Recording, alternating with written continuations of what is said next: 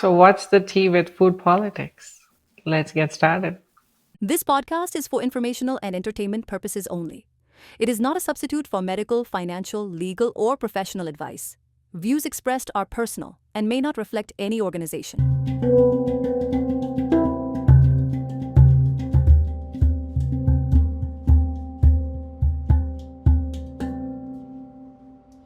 Namaste. Welcome to Mindsattva, Practical Wisdom for Modern Life.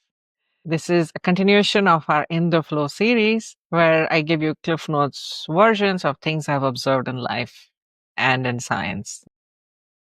So, we talked a little bit about getting more plant forward, making some changes to include more fiber in the diet, some kind of food police, or how people may yell at you online to do something or the other. I'm going to take it a little bit closer to home this time. What about the food police in your own culture? What about your own value, your thoughts of self worth? How do these ideas start impinging on those? Again, we are talking in a manner in which it is conducive for health. We are staying away from these ideas which can cause eating disordered patterns of thinking. I'm just talking about maybe you don't have a history of eating disorders and you're willing to make the change, maybe include more fiber in the diet or make any other lifestyle change. Maybe it's like hit the gym maybe twice a week. And if you're a woman, this becomes very, very interesting very fast because before anybody else says no to you, you are conditioned to say no to yourself. You'll say no to yourself 10 times before even talking to your partner or your family about, hey, I have a gym subscription that's sitting for 6 months. I've not gone there. May I go to the gym? It's almost like asking permission. Even if you're a fully grown adult of 60 or 50 or 70 or 80, we are looking for permission always. So, where does it come from? I think it comes from like this older idea of our self worth is tied to the function that we play in the family, and maybe it is patriarchy, maybe it is something else. And there's some people who already will be like, oh my gosh, she's just said the p word. I'm sorry, let's just continue.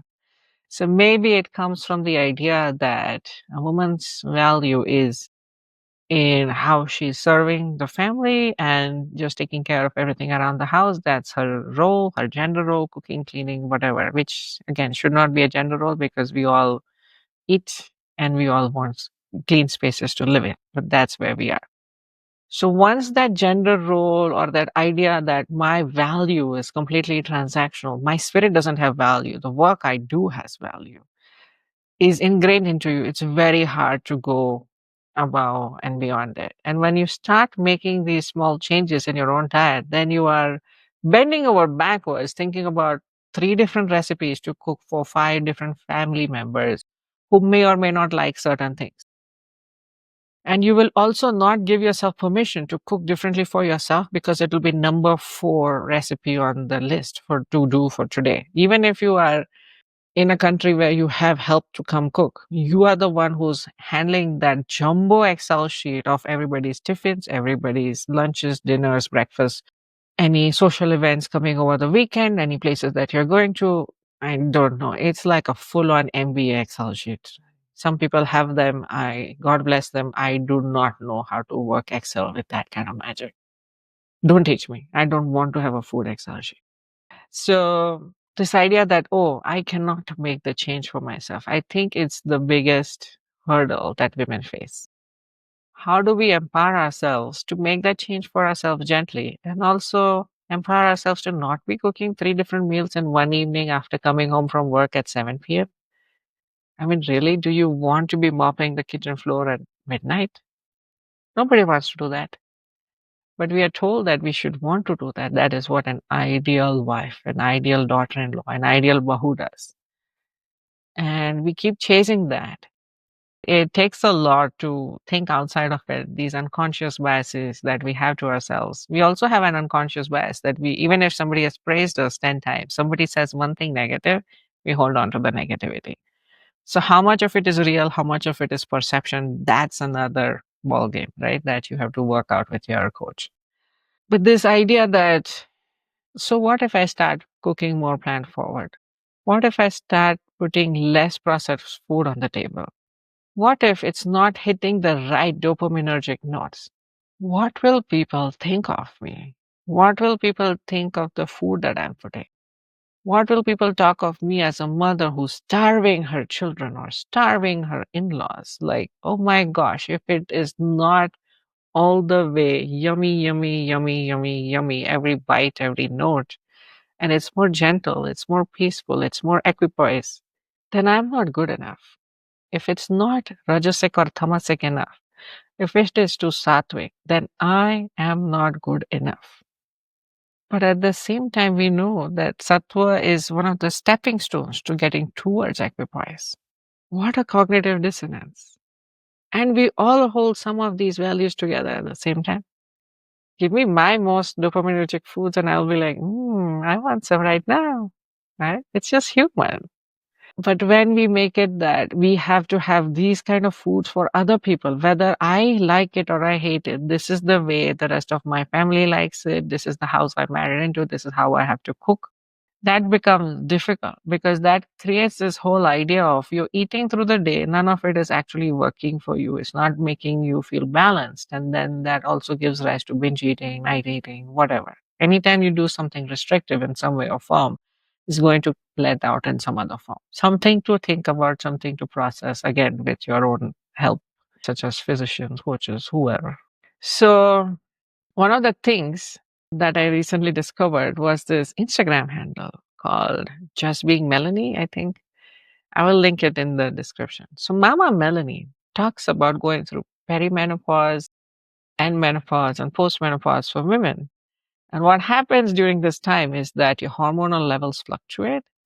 And my understanding is the capacity to overdo everything for everybody except ourselves that we have been socially adapted to do since a young age. It may not be from your own house, it may be from the community, from the overall structure, right? Because I did not have much of that from my own house.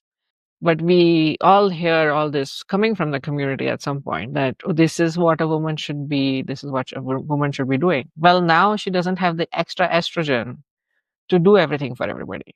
So now the cracks that she was meticulously covering up with new paintings every day, she's like, I'm not hanging any more paintings. If there are cracks in the wall, so be it, see them. And that's what's amazing about this movement. She's got millions of followers. She's saying the things that were previously left unsaid in some shape or form. And the way she does it is just beautiful.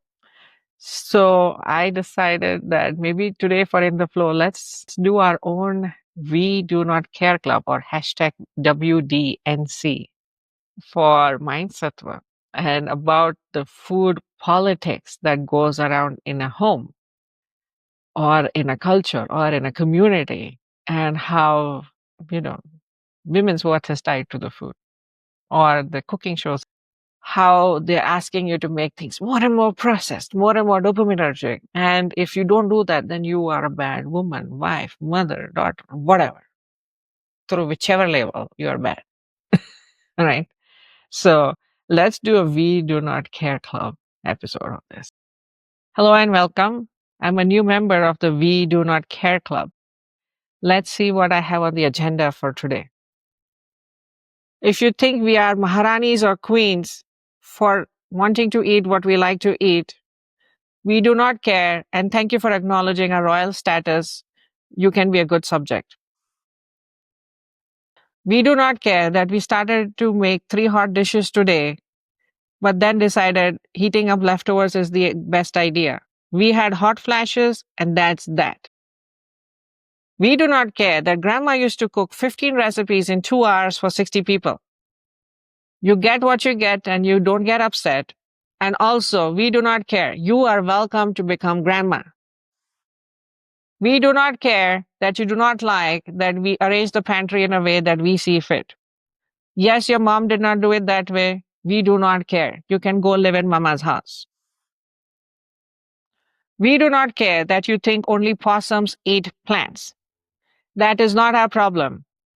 We do not know who passed you in biology. You need to go back and ask them. We do not care that your cousin's neighbor's friend went through an easy menopause. We are hot flashing right now, and that's that. We do not care that we are supposed to put 15 creams to anti-age. We did not get more than 3 hours of sleep last night. We do not care. We do not care that you think that a girl needs to give up her taste buds after marriage and just cook for everybody else. She's a human. She needs to eat. We do not care. Let her eat. We do not care that you think ghee and oil together make the best food. My cholesterol and my doctor think I'm doing something right. We do not care what you think. If you have more things to add to this We Do Not Care Club edition, please let me know. Thank you. Well, that was a little spicy for my taste, a little rajasic. Sorry, I know this is still Mindsattva, so let's bring it back to some sattva. Sometimes important feedback needs to be given in comedic ways to fall in a nice manner. Maybe we just did that, hopefully. Fingers crossed. If not, again, let me know in the comments. And I know everybody out there has a food story that they want to share. I really want to know these stories. Oh my gosh, food stories are the best. They are legendary in any family. It's like having a fireside chat just about food stories. I would sign up for that show and bring my own popcorn. Let me tell you that. All right. Please go ahead and share this with somebody who might like. And of course, please subscribe and stay tuned for more episodes of In the Flow and maybe some more episodes of We Do Not Care Club. I do not know. Let me know what you'd like. Until then, as we say in my language, Aujo, we shall meet again. Thank you for joining me today on Mindsattva, Practical Wisdom for Modern Life. If today's episode sparked something within you, I hope you share it with a friend who may need it too. We discussed some ideas and concepts. Let's take some time to observe them in nature or in daily life. Until then, let's stay curious, grounded, and remember that balance is not a destination, it's just a beginning. Let's meet again, or Aujo.